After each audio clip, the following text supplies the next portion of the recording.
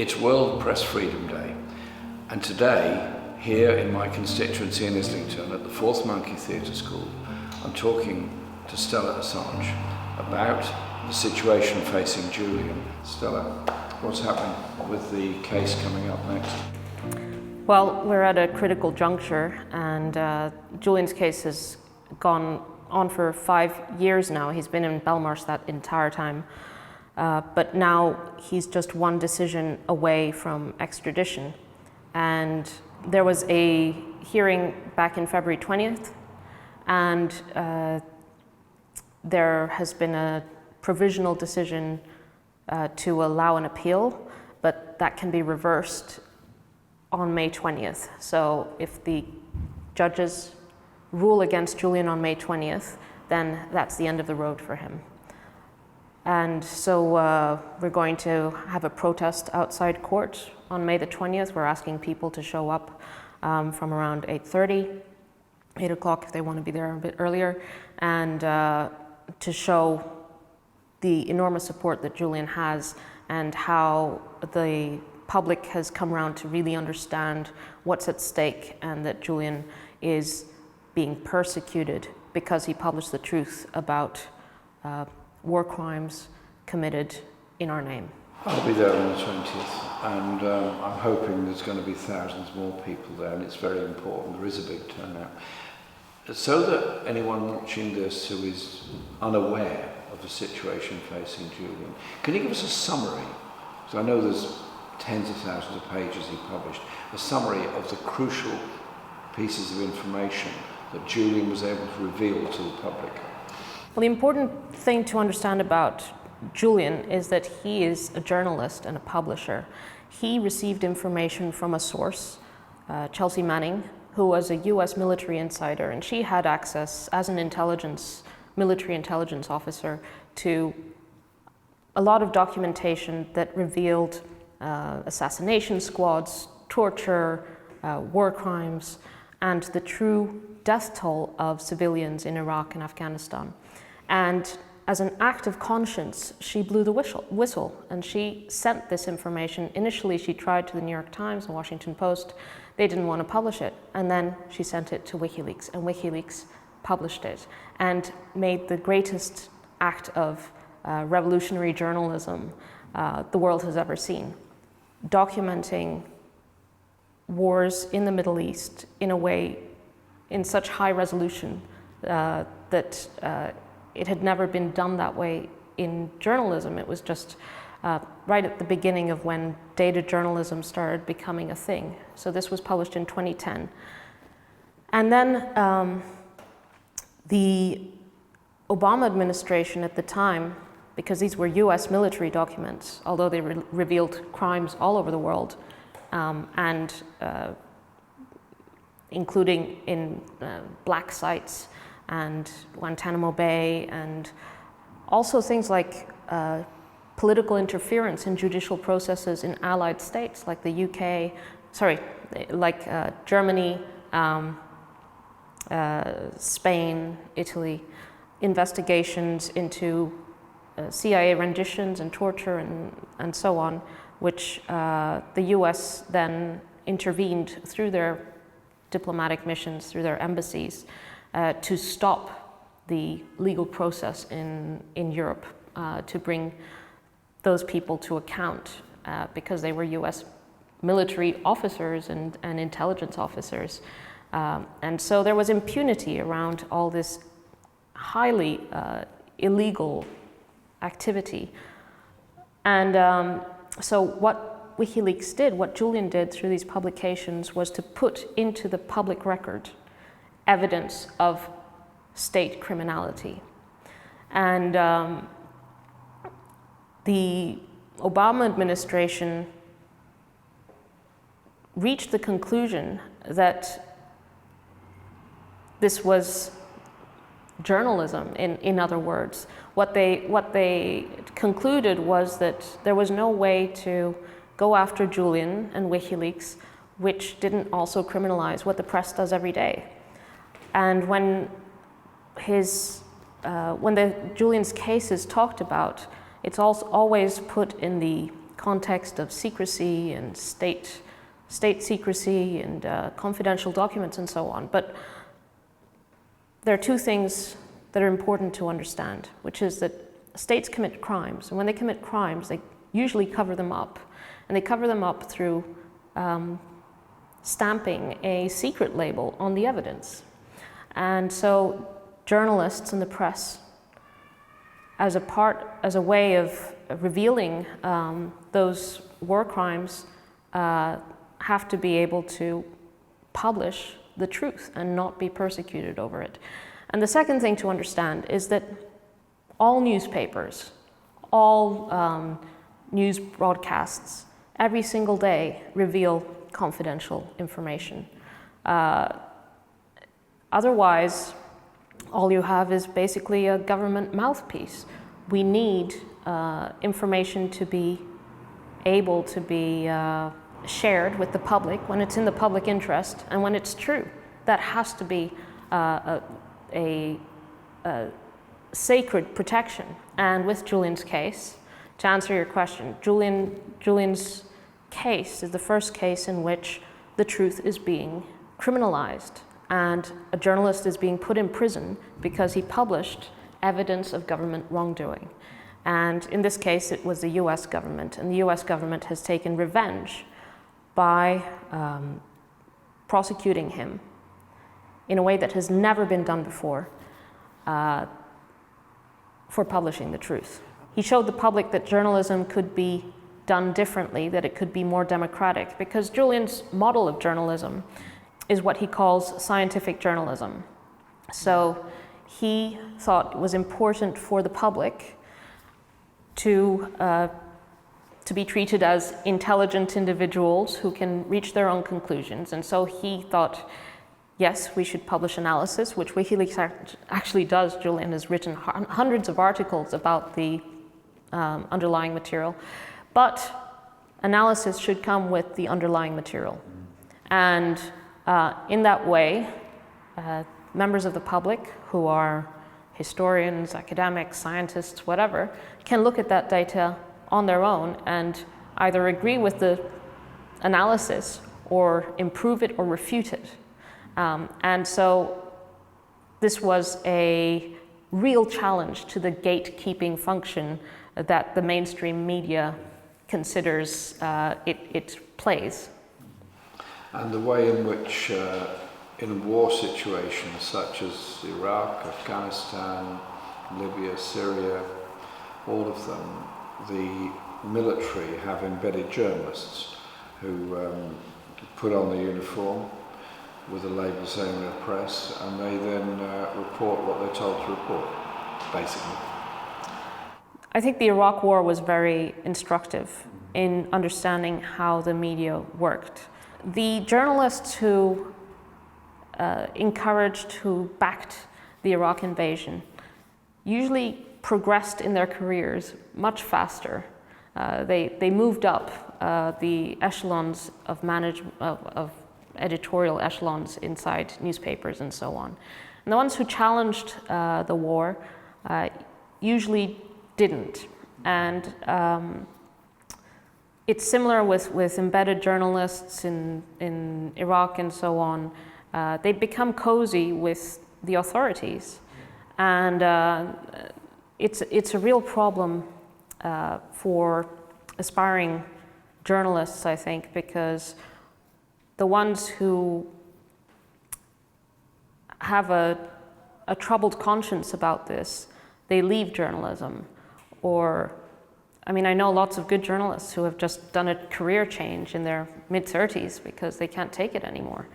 And of course, I think that the media landscape has changed over time, and now it's easier to be an independent journalist, and the public understands and is hungry for independent journalism. But Julian's case, it doesn't just threaten individuals who are on the margins or who are working, outside of an institutional setting. It is an attack on the whole fundamentals of journalism. precisely because he is being prosecuted for publishing the truth.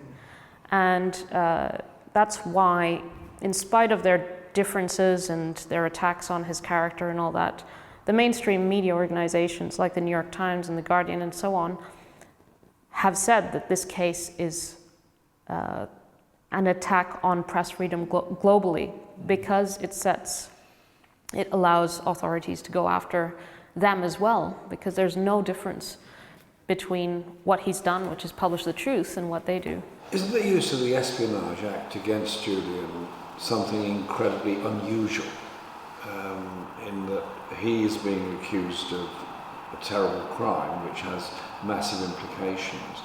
Who made the decision about using the Espionage Act against him? Because it was the same act used against Daniel Ellsberg, wasn't it? It's the first time that the Espionage Act, the US Espionage Act, is used against a publisher. Now, this is a piece of legislation that came about in the middle of the First World War. It's very broadly worded, but it's the first time it's used against a publisher in a news context. So he's not accused of espionage per se. There's no allegation that he was acting on behalf of another power or anything like that. The accusation is that he received information from Chelsea Manning and he published it. And so they've used this piece of legislation in order to be able to use it against the rest of the press. That seems pretty clear. Now, in order to understand who made the decision and why, I think you have to look at how it came about. It came about in 2017, 2018. That's when the decision to prosecute Julian actually was formalized. And that was during the Trump administration. And Mike Pompeo, who was the head of the CIA, was in the middle of a deranged, obsessive quest to bring down Julian and WikiLeaks, because WikiLeaks had published documents exposing the CIA, and Mike Pompeo was the head of the CIA. And during this time, he had even asked the CIA to come up with plans to kidnap or assassinate Julian. And in his book, Mike Pompeo wrote a book. He takes credit for Julian's prosecution. He says that he was, behind the scenes, encouraging, instigating the Trump administration to go after Julian. And even, we now know, making plans to kill him. Meanwhile, the Trump administration had a really antagonistic relationship with the press. There were lots of leaks from the Trump administration, and Trump even called the press the enemy of the people. And so it was easy, it seems, to convince him that it was a good idea to prosecute Julian, or to kidnap or kill him, because they wanted to set an example for the rest of the press. And the Biden administration, when it came in, should have dropped this on day one, because it completely changes the relationship between the public and the government when you can go after the press, whose function it is to keep the public, and so the electorate, informed of wrongdoing by those in power. When you change that relationship, then you change completely the nature of the relationship between the public and government.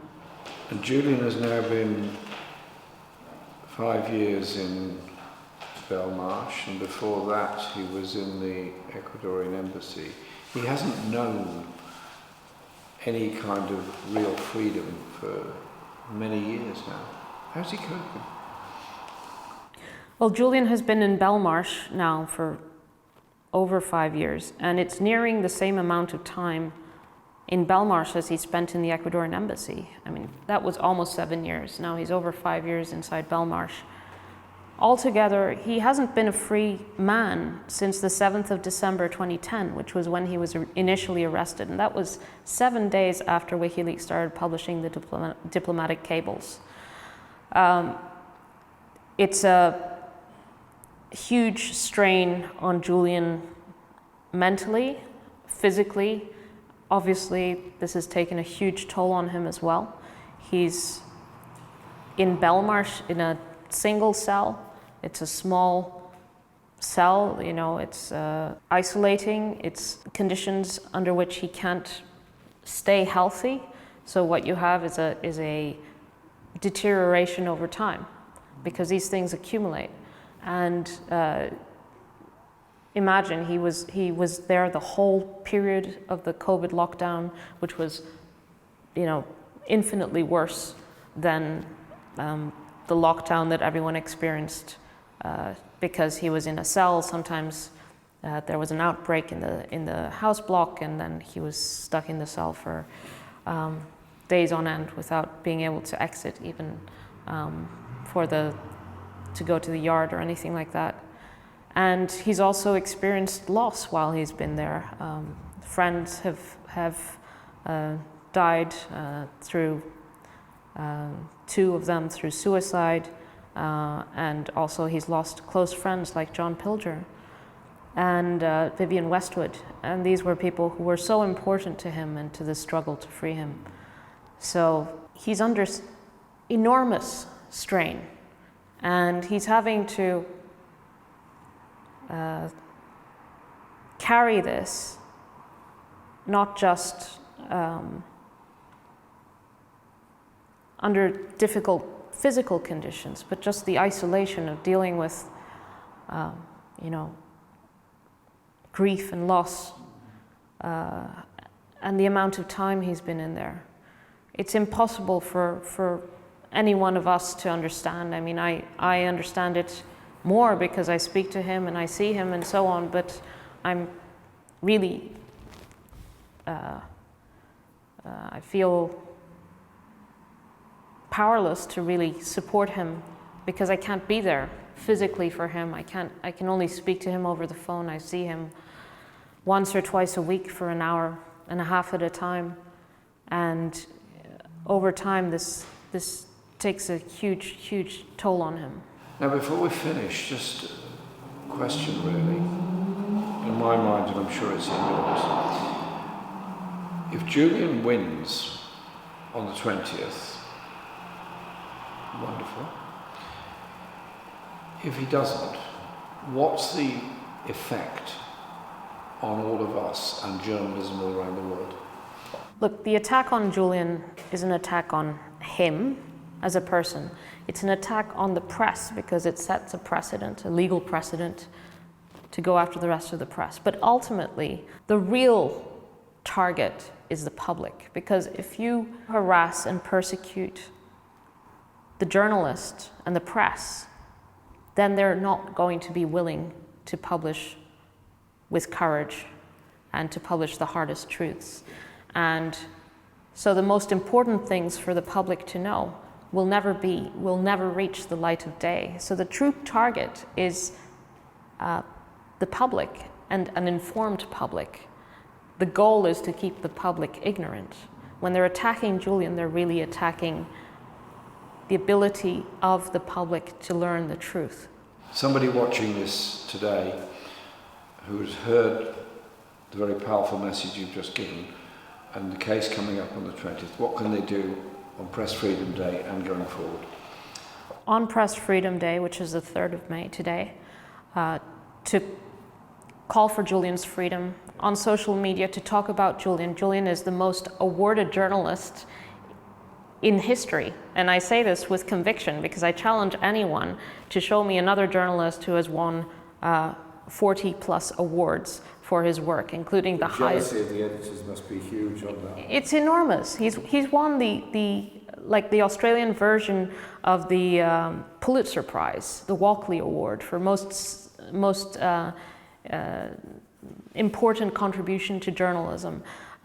He has over 20 journalist unions in Europe have given him membership as an act of solidarity. And he's won, you know, as I say, dozens and dozens of journalism awards. He is the most important journalist alive, and he has been in a prison cell in London for over 5 years. That is a fact. And so it's really important to put Julian, always talk about Julian on World Press Freedom Day, and call out Western governments who talk about press freedom and are actually persecuting the most important journalist in the world and making journalists all over the world more at risk of imprisonment and harassment, because they're setting the standard that this is what you do. You put journalists in prison for publishing the truth that embarrass governments. And then on the 20th, it's really important for people to come to the Royal Courts of Justice in the morning. We're going to start arriving around 8:30, and there will be a big protest, and there will be speeches, and I hope you can be there. We don't know what will happen that day, but it could be very well be that there will be a decision that same day. And so Julian needs the press that will be there to see that he has enormous support, and that the public will not stand by and let this happen. And stay engaged. StellaAssange.com, that's my website, and I have other ways to be active and engaged, and obviously just follow and stay tuned, and talk to friends and family about Julian and bring them along on the 20th. Today, World Press Freedom Day. Get your social media messages out. Tell all your friends, tell your neighbours, tell your MP, tell anybody of the plight of Julian, because his plight is our plight. His plight in fighting for his justice is our plight in being able to know the truth about what is done to people around the world. What happened in Iraq, Afghanistan, what happened in Syria and Libya, the corporate crimes around the world, all exposed by the information that Chelsea Manning produced and Julian published. We are here to defend Julian Assange. So the next thing is, put in your diaries, the 20th of May, 8:30 in the morning. If you can, please come to the Royal Courts of Justice in London. If you can't get there, make some noise locally, make some noise on social media. We can all do something. Let us not be silent bystanders while a brilliant journalist, an innocent man, is under such terrible threat from the power of the US government and, if I may say so, the complicity of the British and other governments with that. I want to say thank you, Stella, for coming on today and what you've said, and our solidarity and support to Julian. Thank you. Thanks, John.